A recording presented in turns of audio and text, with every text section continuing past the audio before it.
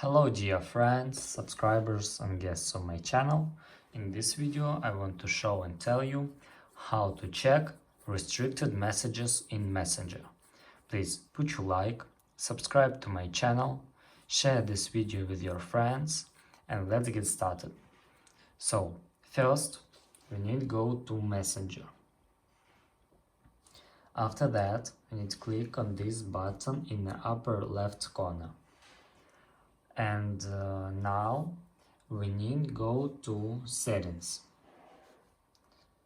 and here scroll down and click privacy and safety, and after that click restricted accounts, and here you can find the restricted messages in Messenger, and that's all. You can also unrestrict these chats.